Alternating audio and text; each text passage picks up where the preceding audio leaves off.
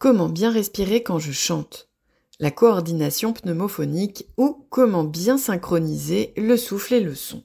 Clara fait partie d'une chorale de gospel. Avant chaque répétition, le chef de chœur propose un temps d'échauffement, pendant lequel il montre des exercices et parle de respiration. Clara a entendu qu'elle devait respirer avec le ventre, mais elle n'a jamais réussi. Pourquoi parle-t-on du souffle quand on s'intéresse à la voix? La voix est le seul instrument de musique dont sont pourvus tous les êtres humains. C'est un instrument à vent, comme une flûte, une trompette, une clarinette.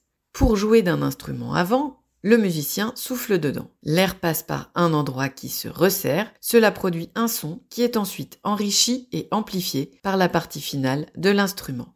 Pour la voix, c'est exactement pareil. L'air des poumons remonte par la trachée et passe dans un espace qui peut se rapprocher, les cordes vocales. Celles-ci sont le vibrateur de notre instrument.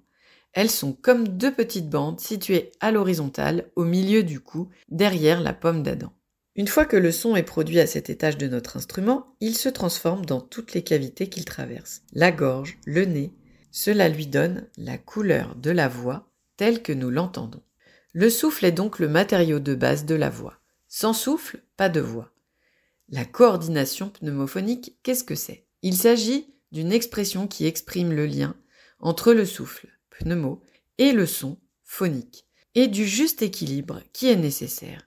Si nous reprenons l'image des instruments à vent, c'est assez simple à comprendre. Quand on souffle trop fort dans une clarinette, il y a un couac. Si on ne souffle pas assez fort, il n'y a pas de mise en vibration, pas de son. Pour la voix, c'est pareil. Le bon dosage de la pression de l'air va permettre d'avoir une voix de bonne qualité, mais aussi d'éviter d'abîmer l'instrument à long terme. Il faut un équilibre pour que le son s'exprime au mieux. Clara sait respirer depuis qu'elle est née. Pourtant, quand elle chante, elle peut être à bout de souffle. Lorsque nous respirons au quotidien, en dehors des temps de parole, un certain nombre de muscles rentrent en action. Le temps d'inspiration, quand l'air entre dans le corps, est actif et dure presque aussi longtemps que le temps d'expiration, quand l'air ressort des poumons. Le temps d'inspiration, quand l'air entre dans le corps, est actif et dure presque aussi longtemps que le temps d'expiration, quand l'air ressort des poumons. Durant l'utilisation de la voix, de nombreux paramètres changent. La durée d'inspiration et d'expiration, le mode de respiration, les muscles utilisés.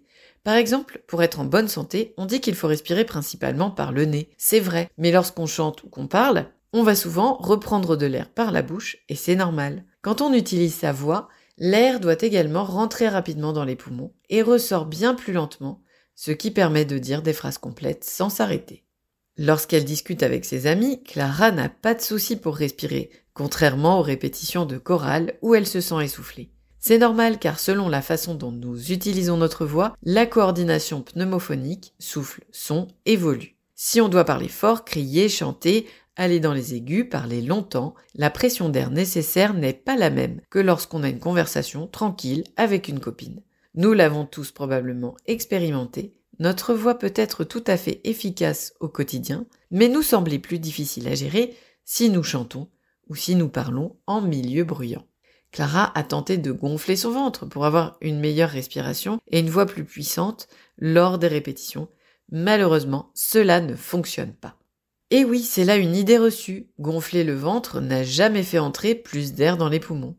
On peut d'ailleurs gonfler son ventre de façon artificielle, nez et bouche fermée, pour le vérifier. La confusion vient du fait que le ventre bouge en même temps que la respiration et que parfois il gonfle, parfois il se dégonfle. On se dit que si le ventre est plus gonflé, c'est que les poumons sont davantage pleins et qu'on aura plus de puissance pour chanter et parler. En pratique, on voit que les gens qui se concentrent sur le fait de gonfler et dégonfler leur ventre ont souvent plus de mal à synchroniser leur souffle avec leur voix.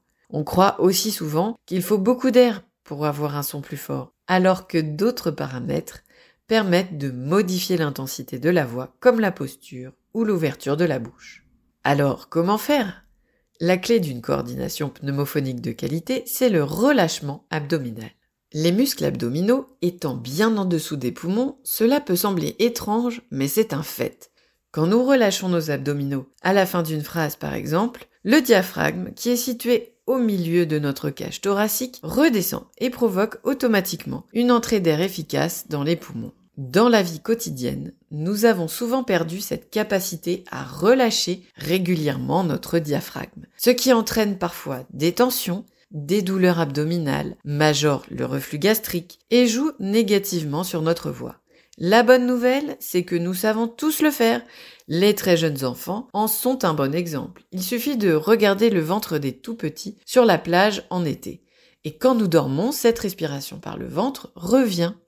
Même si elle nous concerne tous, cette question de coordination souffle-son se pose surtout dans certains contextes. Quand on est musicien amateur avec un instrument qui fonctionne bien, il est courant de ne pas se poser de questions techniques sur les équilibres en jeu. En revanche, quand on a des besoins particuliers ou que l'on présente des difficultés dans la pratique instrumentale, alors on va se pencher sur quelques subtilités techniques. C'est le cas pour la voix. Ceux qui s'intéressent à la coordination pneumophonique sont souvent ceux qui ont un grand besoin de leur voix, enseignants, avocats, chanteurs, orthophonistes, et ceux qui souffrent d'un trouble de la voix. Comment travailler la coordination pneumophonique ? Pour travailler la coordination pneumophonique, il existe de nombreuses méthodes. On peut chercher, expérimenter, sentir dans son corps, faire des exercices de façon autonome. Les supports sont aujourd'hui nombreux et faciles d'accès. Vidéos, tutoriels. On peut par exemple souffler longuement par la bouche, puis sentir ce qui bouge dans le corps au moment où l'air revient, en posant une main sur le thorax et une sur l'abdomen. On peut aussi souffler de façon tonique et rapide pour mobiliser les muscles différemment ou produire de la voix doucement en sentant le mouvement de l'air dans la cage thoracique. En voix chantée, il faut veiller à prendre les respirations suffisamment régulières et souples sans mobiliser de manière trop importante les épaules. Elles ne doivent pas monter à chaque inspiration. S'il n'y a pas de pathologie ou de souffrance vocale, on peut se faire accompagner par un coach vocal pour améliorer ses performances, ou par un professeur de chant s'il s'agit de la voix chantée. La plupart des chanteurs en chorale ne souffrent d'aucun trouble de la voix. S'ils sont bien accompagnés sur le plan technique par leur chef de chœur, ils ne mettront pas leur voix en danger. Le corps et la voix s'échauffent avant la pratique du chant, qui doit être accompagnée d'une hydratation régulière. Dans le cas où la voix est en souffrance, voix éraillée ou cassée après les répétitions, fatigue vocale, sensation désagréable dans la gorge, un accompagnement orthophonique est tout indiqué. Après 6 mois de chorale, Clara remarque qu'elle a encore la voix abîmée en sortant des répétitions. Elle se sent toujours aussi étouffée quand elle chante. En discutant avec une amie de la chorale, Clara a appris qu'elle pouvait consulter un orthophoniste qui intervient en cas de pathologie vocale. Elle appelle donc un cabinet proche de son domicile. L'orthophoniste reçoit Clara pour un premier rendez-vous appelé bilan sur prescription de son médecin.